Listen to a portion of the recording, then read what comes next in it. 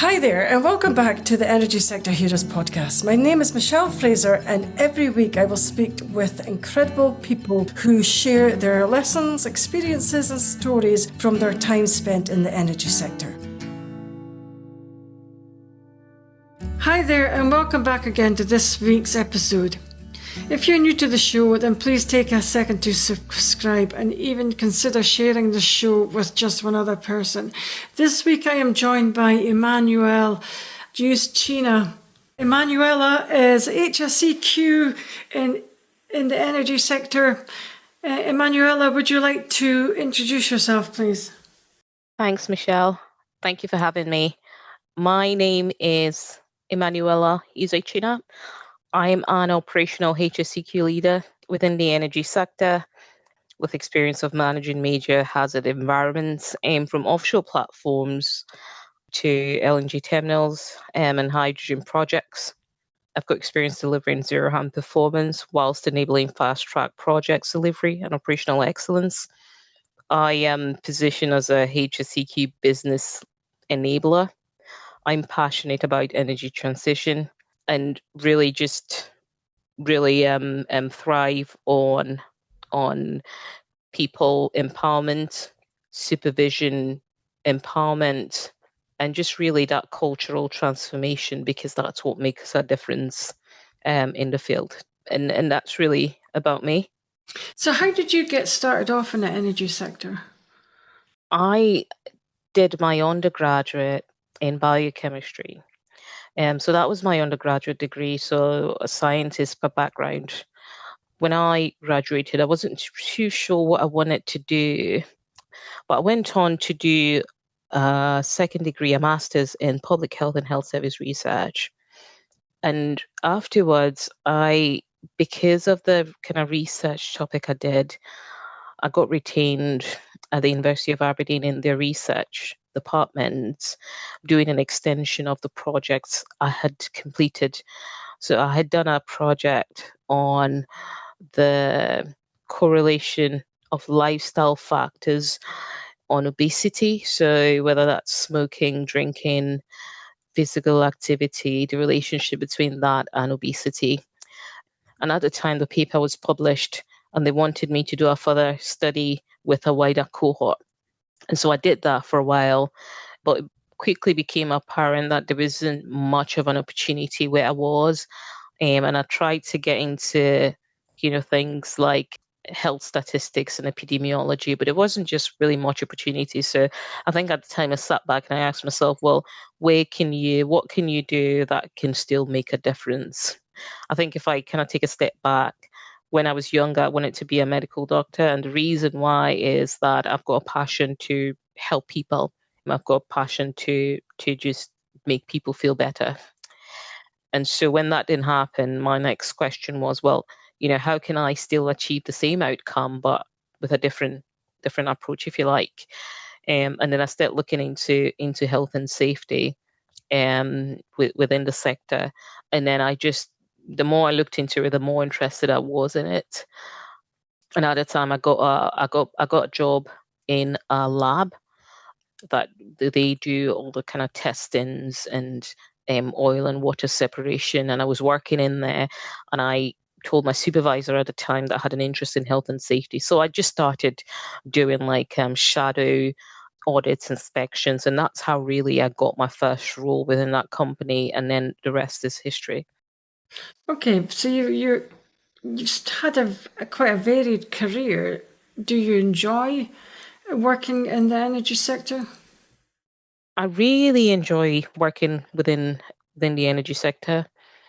I mean, it's I guess when I think about what I enjoy the most is the variety that it offers. I mean, it's gone past the traditional oil and gas, and it's gone into carbon capture, it's gone into hydrogen, it's gone into renewables as well. So there's so much to get excited about when you talk about the energy transition. There is also, the opportunities it presents. With each role I've had over the years, has come with different opportunities and challenges, whether that is, being offshore in different platforms, different scale sizes of production facilities, whether that's been on an FPSO, whether that is being on a brownfield onshore facility, or even, in remote places like Iraq as well, or the opportunity to support projects out in Israel. So I think, that's something else I enjoy about the industry, that opportunity that it presents to you. I also kind of talked about, the kind of passion to influence people, and this kind of provides that opportunity to be able to interact with people, influence that cultural shift, being able to empower people as well. And that's at the core of what I do, because culture, like I say, makes a difference between, procedures and what that looks like out in the field. So there's so many facets to kind of the role, and that's what I really enjoy about working within the energy industry. What is the favourite thing that you like about your current job? I think for me, I think there's so many things I enjoy about my job, but one of the key things, at the core of everything I do is ensuring that, people make it home safely. People make it home safely, and and in the same kind of health or condition that they came out, came out with, make it to their families, to their loved ones safely. One of the things I enjoy the most is the transformation piece. So, I've taken on projects or regions where, the safety culture is not quite as mature, or, I go out to the field and the safety culture is not as mature, and I take on the challenge of trying to transform that, and that doesn't happen overnight. It takes building blocks all kind of coming together and fitting together. But, after 3 months, 6 months, I look back and I see the changes, I see the transformation, being embedded. I can see the difference in their approach to work. I get the kind of feedback on, people utilizing the stop work authority, or people challenging, or I get the call saying, "Can we do this better?" Then I know that culture is starting to be embedded in the teams, and that gives me real satisfaction. That I've been able to, transform, and not just by, keeping procedures, but actually being able to influence at the core of people's beliefs. And that really gives me a good sense of satisfaction. That sounds amazing. Do you think the HSE will change as the new energy transition comes into play? I think so. I mean, it's already starting to change. You know, what it was HSE 20 years ago is different now. There's so many constraints, on how we deliver and what we deliver.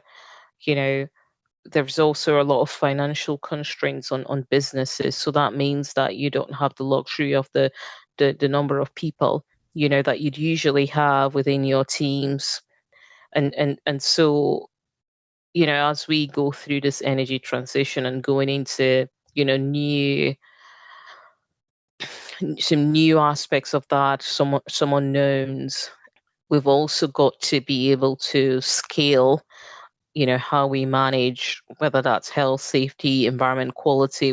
It's got to be scalable, and we've got to move past being seen as the police people to being seen as as enablers, as operational enablers.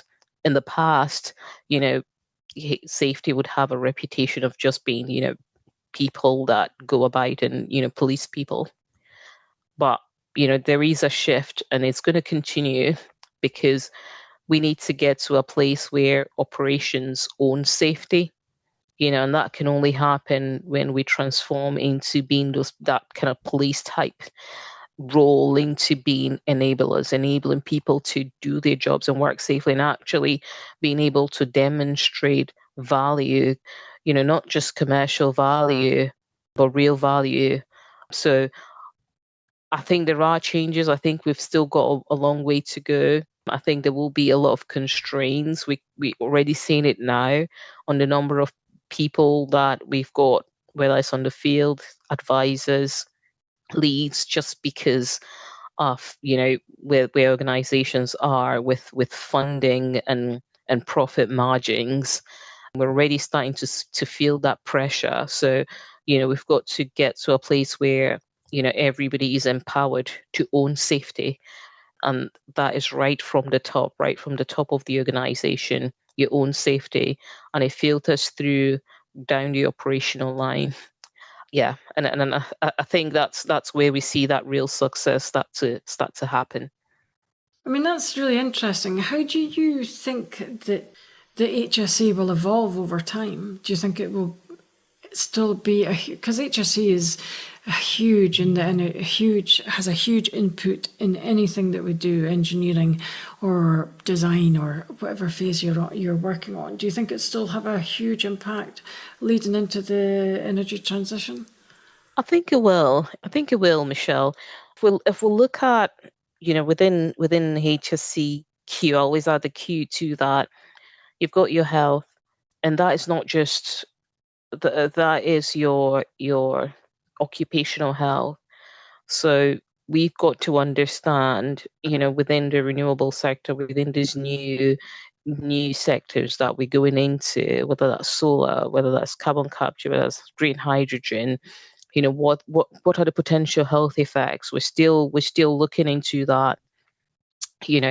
What do we need to do to make sure that our people, when it goes to construction, that they're working safely and we've mitigated all the hazards to their health.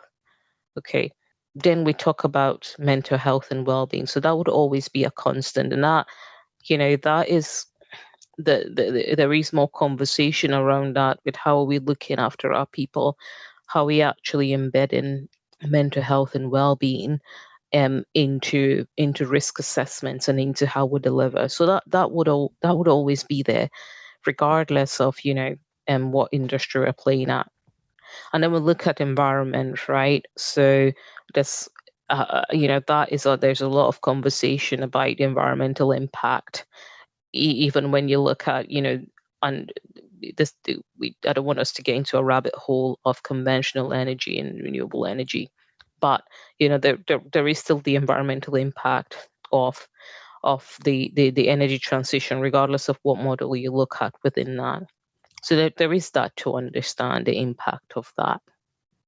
And then you go into your safety, and within that you talk about your operational safety, you talk about design safety as well. There's still quite a lot of unknown, right from design through to execution, and it will get better. We will understand more of the hazards and what the risks are with every project that's completed and lessons learned done. And then you've got your quality as well. Okay, you're talking about your standards, your codes, all that is still being developed. So I think there's still going to be a real need for HSEQ professionals as we go into that energy transition. I think I've been part of discussions with OPITO looking at competency frameworks and competency standards and how we transition some of the skill sets that we've got in the industry now, what the gaps are. I think that conversation needs to progress, and it's relevant for HSEQ professionals as well. So yeah, to answer your question, I think there will still be a need for HSEQ professionals. I think like I say, there will be things about upskilling. I think that's where the focus really needs to kind of shift into, because you're not just looking at your traditional hazards and risks now. You're transiting into some unknown. So I think there'll be a lot to do within that upskilling. How do you think that they'll handle the unknowns that especially HSE will enter into? I mean, there are there are a number of courses that have been developed. Like I said, Pito has been a real industry leader and they haven't paid me to see this. I know this because I've joined part of some of their working groups and some of the discussions with um, with some of the universities. So there are courses out there. Historically, a lot of focus on competency management and upskilling has always been focused on blue collar workforce, and within that, maybe some disciplines as well, I would say. And a part of that is just due to, like I say, I've talked about, financial burden on organizations. You know, so I think that there are courses out there now. There are things that are being developed. I think organizations need to be proactive and start, get a framework together to say, what does this need to look like for, for the HSE function. I think as a as a community, as a HSEQ community, there's probably work that needs to go in there where, some people, you know, take the leadership mantle and come together to say, what does this look like? What do we need to upskill ourselves? What courses do we need to go after now to make sure that we are ready for this transition? Maybe what access, what government fundings are there that we can leverage. But I do think that, organizations need to start thinking a bit more proactively to understand what the competency needs are and start to address them, because there will be. Okay. So, what is the best thing about working in HSE? I mean, I think that will differ for different people. For me, like I say, the reason I got into this field was just that passion to help people, and that passion is still there. So for me, the best thing about being a HSEQ professional is being able to influence people's behaviors, being able to have that direct impact on how the work is done to make sure that people get home safely. Now that hasn't always been the case, that people have made it home safely. But, you know, for me, it's going home every day, knowing that I've done everything that I could have done that day to make sure that someone gets home to their loved ones. Because you know, we can't run away or stay away from the fact that people work in high hazardous environment out there. Now, whether that's offshore, whether that is on an LNG plant, whether that is in remote areas where there's real security risk, like we had people working out in Iraq, Israel, people are working in dangerous environments. And, you know, I, you know, I always do a substitution test, which is, would I want my child to be out there? What do I need to do to make sure that that place is safe for my child? How can I assure myself? What duty of care do I need to do to make sure that that is safe to put people's family out there? So for me, that's what I love most, about my job, that we do a 6 months campaign, and there isn't one injury, there isn't one lost time injury or one significant injury, and I can look back and say we completed that safely without harming anybody or the environment. And that for me gives me a real sense of satisfaction. I mean, that sounds amazing. If you were going to promote any young graduate to come into the HSE space, although I think it's one of the most important spaces and one of the most important jobs you could do in the energy sector, how would you encourage new graduates, new recruits to come into the HSE instead of going in a different direction? I always talk in terms of, so if I kind of talk in terms of like currency, you know, and I would say, and I often say this to people, think about what legacy you want to leave behind. Think about So some people will work for the money because they want to feed their family, and that's fair. That's a fair position to be in. So if you want to work for the money, and things are changing so much, particularly with AI. So then you want to ask yourself, what need is there that would always be there? Where do I want to get myself plugged into? What sector do I want to get myself plugged into that will ensure that I always have a job? When I was still a bit confused about what I wanted to do, because I had studied in Aberdeen, and in Aberdeen predominantly at the time it was oil and gas. And one of the questions I asked myself was, what sector do I want to get into so that I would always be employable, regardless of where I lived, right? So even if I moved away from Aberdeen and I moved to another country, for example, you know, there would always be a need for a HSE professional, a HSE officer, a HSE advisor. Whether you're in retail, whether you're in a country where there's predominantly retail, or you know, or hospitality, there would always be a job for you. Different sector, but transferable skill set, similar hazards, so transferable principles. So you'd always have a job. So if you're thinking about money and how can I make sure they're not that this is a good sector for you to consider. If your legacy is about, I want to leave an impact, whether that's on people or whether that's on the environment, then this is a sector that you really want to think about, because you've got a real opportunity to influence, how the work is done, from the front end, so upstream. You're looking at your front end design, and you've got a real opportunity to influence how the design, how we design out the risk, whether that's to people or whether that's to the environment. So that's a real opportunity for you, you know. And then we've also got the energy transition and the renewable energy, which is the future really. It's growing at scale, and then you ask yourself, how do I want to contribute to that?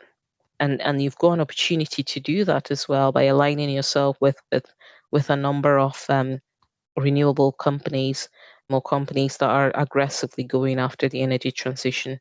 So that for me would be kind of my advice is, ask yourself, what is important for me, and how can I position myself to make sure that I remain relevant in 2030, 2040, 2050 and beyond.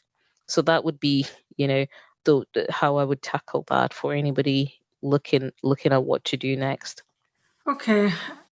Do you think that it's important to, when you're studying, if you want to go into HSE, because I know that you'll always need an HSE person, no matter where you are in the world, no matter what you do, so it's very important. Do you think it's important to have an HSE qualification, or do you think that it's still okay to maybe go into mechanical or electrical and then diversify into HSE later on? I think there is no one approach. There is no one approach. Like I say, my background is in my first degree was in biochemistry. Now, over the years, I've gone on to do different things. And a couple of years ago, went back and did a quality and risk management degree. But I've also seen people that, like have got mechanical background, but have then gone on to do HSC later. I've seen people that have had a HR background and have gone into, the HSC field. I've seen people that are, blue collar, so, roustabouts offshore, for example, that have gone in and are successful. So there is no one path. There is no one path. I think the most significant thing you can have is passion. Is the passion for the job. It's not a job for everybody. So you've got to be passionate about it. You've got to you've got to like to also talk to people, speak to people, because it's a job that requires a lot of influencing. So I would say, regardless of what path you decide to, obviously there are key qualifications that you need, key certifications. So if you're already doing like a mechanical background, in fact, I would even say that if you've got a different technical background, that sometimes lends itself as an advantage, once you start going into your technical safety, that presents some advantages there. So regardless of what path you're on now, it you can still get in. Yeah, I would say as long as you've got that passion and you've got you're committed to it, you can still get in. So even if you wanted to go off to study, say, mechanical or safety engineering or electrical, and even maybe on the side think about doing maybe a NIBOSH general certificate or construction NIBOSH, or you can have that on the side. You can start doing your certifications on the side there. It doesn't have to be that you go to uni to do health and safety risk management. You don't have to do that. They're just varied ways, and there's no one size fits all approach. Excellent advice. So do you have one final question I was going to ask you. Do you have any advice for any of the young graduates, young professionals coming into the energy space? I would say be patient. Be patient.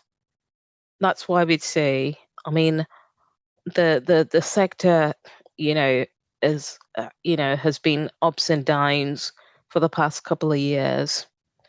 So I would say be patient. I would say, don't limit yourself. You might have studied one thing. You always have transferable skills. You always have transferable skills. So I would say seek out, professionals, people in the industry, and just get perspectives. You'd be surprised.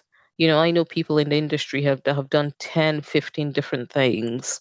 They've gone in a zigzag path approach, and have done literally everything from supply chain to finance to sales to health and safety to business development. There are always transferable skills. So the worst thing you can do is limit yourself. Don't limit yourself. Think outside the box. That's where we are as that's a generation we are. Think outside the box. And, something a mentor said to me a few years ago is look for where the gaps are and then ask yourself, how can I present a solution to this gap? Because there are always gaps. There are always gaps. And then just go away and think, what do I have that I can present as an opportunity that would make me sought after? And that's one key advice I can give. And that is such amazing advice. So I'm going to leave it there. So that's all the questions I have today. I would like to thank Emmanuela for your time. That brings us to the end of another episode. Thanks for listening, and see you next week.